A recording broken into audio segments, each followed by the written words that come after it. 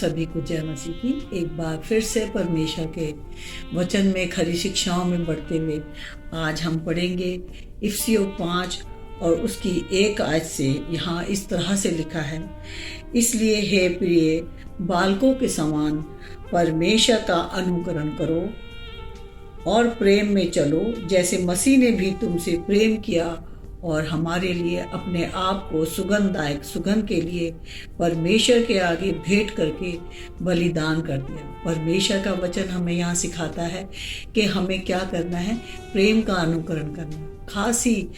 खास तौर पर हमें इस बात का ध्यान रखना है कि क्या हम सुगंधदायक सुगंध के समान परमेश्वर के सामने आ रहे हैं या नहीं। यहाँ हमें इस चैप्टर से हमें पता चलता है कि 2 तरह के कलीसिया में लोग हैं जो आ रहे थे। एक तो वो जो परमेश्वर के लिए सुगंधदायक सुगंध बनकर परमेश्वर को प्रसन्न योग्य थे, और एक वो जो कि अपने कामों में परमेश्वर के अनुग्रह को नहीं पहचान रहे थे। वो कलीसिया में तो आ रहे थे, लेकिन वो किस तरह से जीवन बिता रहे थे, इसके लिए वचन हमें सिखाता है। हमें अपने आप को परमेश्वर के लिए सुगंधदायक सुगंध बनना है। जब हम परमेश्वर के सामने आए तो परमेश्वर हमें देखे और कहे कि हाँ, ये मेरा वो बेटा या बेटी है जो मेरे प्रेम का अनुकरण कर रही है, मेरे उस बलिदान के अनुसार चल रहा है जिसके लिए परमेश्वर चाहता है। आगे हम देखेंगे कि यहाँ पर लिखा है कि जैसा पवित्र लोगों के लिए योग्य है, वैसा तुम में कोई में व्यभिचार या किसी प्रकार के अशुद्ध काम या लोभ की चर्चा तक ना हो।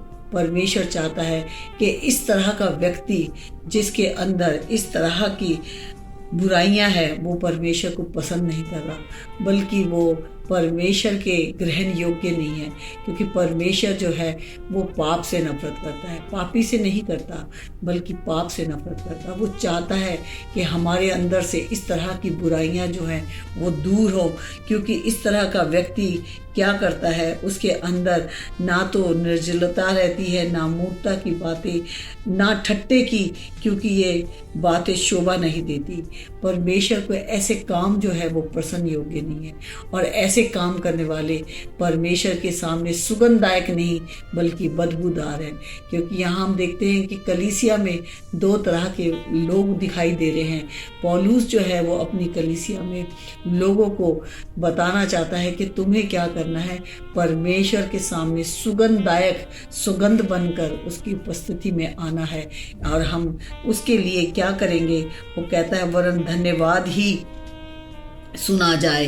क्योंकि वो कहता है कि तुम्हारे अंदर से धन्यवाद ही निकले, ना कि ऐसी चीज़ें लोभ की या व्यभिचार की। इस तरह की बुराइयों से दूर करने के लिए पौलुस सिखा रहा है। क्योंकि कहता है क्योंकि तुम नहीं जानते हो कि किसी व्यभिचारी या अशुद्ध जन या लोभी की जो मूर्ति पूजा के बराबर है पर मसीह और परमेश्वर के राज्य में मिरास नहीं।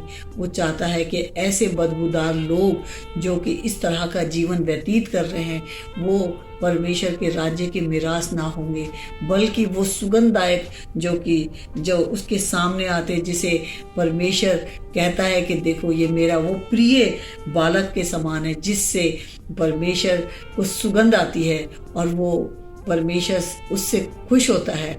ऐसा व्यक्ति हमको बनना है, हमें हर दिन कोशिश करनी है। क्योंकि पौलुस जो है वो कहता है और ये परखो कि प्रभु को क्या भाता है। परमेश्वर चाहता है कि परमेश्वर की इच्छा को हम जाने, क्योंकि दिन बुरे हैं। वो कहता है अपने आप को इस तरह से अंधकार के कामों में सहभागी ना हो, वरन उन पर उलाहना दो। अगर कोई ऐसे काम कर रहा है तो कहता है इन कामों के लिए तुम्हें उलाहना देना है, उन्हें जताना है कि ऐसे काम करने वाले जो है वो परमेश्वर के राज्य के मिरास ना होंगे। इसलिए पौलुस जो है वो अपनी कलीसिया को उत्साहित कर रहा है, वो मुझे उत्साहित कर रहा है, वो आपको उत्साहित कर रहा है।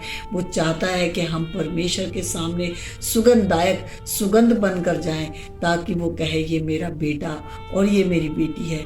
इसी तरह से पौलुस जो कहता है कि इसलिए ध्यान से देखो कैसी चाल चलते हो, निर्बुद्धियों की समान नहीं पर बुद्धिमानों के समान चलो, अवसर को बहुमूल्य जानो, क्योंकि दिन बुरे। आज हम देखते हैं इस संसार में, जो कि आज हम फ़ोन का इस्तेमाल कर रहे हैं, इंटरनेट का इस्तेमाल कर रहे हैं, और इससे बहुत सारी बुराइयां भी देखने को हमें मिलती हैं।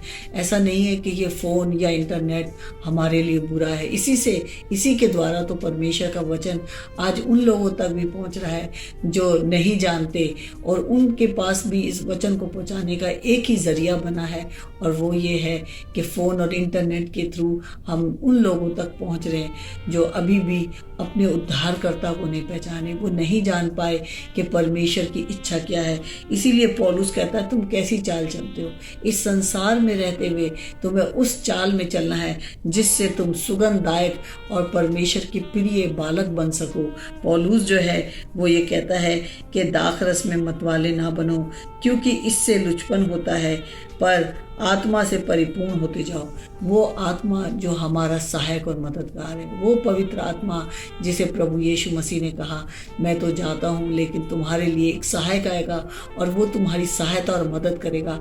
आज मैं इस पवित्र आत्मा के द्वारा ही सामर्थ्य पाकर आपके सामने बोल पाती हूँ, और ये पवित्र आत्मा हर एक व्यक्ति को मिलता है जो जिस दिन भी यीशु को अपना प्रभु और अपना उद्धारकर्ता ग्रहण करता है, उसी दिन उसे पवित्र आत्मा का वो सामर्थ्य मिलती है जिससे वो कह सकता है कि यीशु मेरा प्रभु है। अगर किसी ने भी अभी तक नहीं जाना है, उसके लिए भी मौका है कि परमेश्वर को जाने, प्रभु को जाने, यीशु को पहचाने। और साथ ही साथ वो कहता है कि सदा सब बातों के लिए हमारे प्रभु यीशु मसीह के नाम से परमेश्वर पिता का धन्यवाद करते रहो। मुझे और आपको क्या करना है? परमेश्वर का धन्यवाद करना है, क्योंकि हमें उस राज्य में जाना है जहाँ ना रोना ना दांतों का पीसना होगा।